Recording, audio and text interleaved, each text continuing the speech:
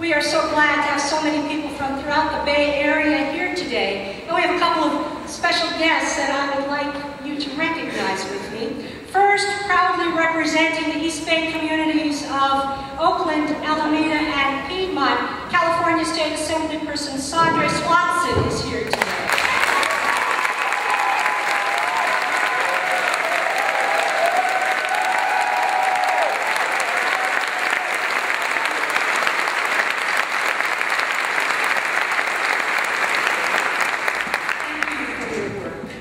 It's an honor to introduce this next guest. Some know him as a politician. The people of San Francisco know him as our mayor. We in the religious community call him a prophet, for he knew that this day would come. As mayor, he boldly opened the doors to legal gay marriage in 2004, standing on the side of equality and justice.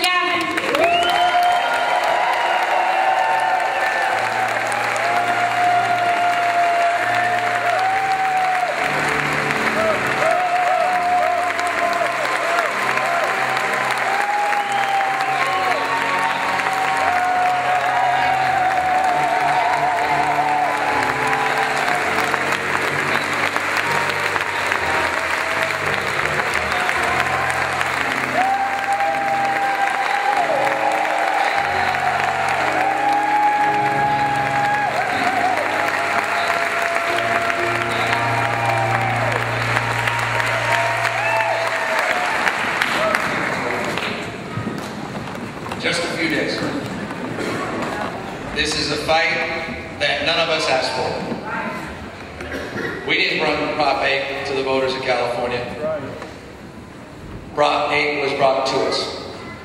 And now we are fighting to defend our rights. It's nothing more remarkable than that. Prop 8 does this. It changes the Constitution of the state of California.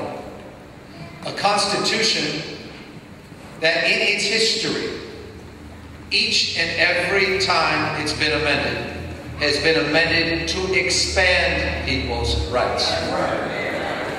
The proponents of Proposition 8 want to change that Constitution. And they want, for the first time in U.S. history, change the Constitution to write discrimination in and take rights away from people that have legally been granted. That's what's at stake this November. Think about this. In its 219, almost 220-year history, the United States Constitution has been amended since the Bill of Rights just 17 times. Again, each and every time to expand people's rights. Never to take people's rights away. California led the nation in 1948 with the Perez decision that recognized what all of us reflect upon was the absurdity, the outrage that in this country, in this state, blacks could not marry whites. Whites couldn't marry Asians. Asians couldn't marry African Americans. It was illegal. It took until 1967 before the remaining 16 states were forced, not because of majority opinion, but because of constitutional protections, forced to throw out those laws banning interracial marriage. Richard Loving married Mildred Jeter. And for that audacious act, falling in love and saying I do, Mr. Loving was sentenced to 1 year in prison. In 1967. Not 1927. Not 1937. 1967. In this country. And the judge at the time who sentenced Mr. Loving to jail use tradition as an argument. And may I be so bold here in a house of worship, as someone who grew up in the Catholic Church at Notre Dame de Victoire, who went to a Jesuit university, that grew up in a family of faith and who's very proud of his faith. Let me say that sometimes people use God in ways that are not consistent with my teaching and my understanding.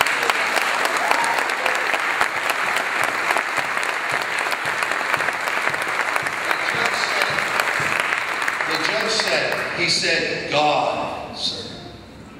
God, Mr. Love. God put different races on different continents for a reason. God never wanted the races to mix. The argument of its time. Tradition. Marriage between people of the same race. God never wanted the races to mix. And where was the American people? People say, let the majority decide. Let the people decide. We are a democracy, they said. Well, in 1967, you know where the people were? 70% of Americans opposed interracial marriage. Opposed interracial marriage. You do not want to know what the polls were for white Americans. It's too damning. Even today, 2008, look at the polls. That's right. Of where people are on interracial dating, let alone interracial marriage. They just came out with a poll of millennials, these folks that were born between 1978 and 2000, the most enlightened and largest generation in history, and people were very proud to say only 16% of them oppose interracial dating.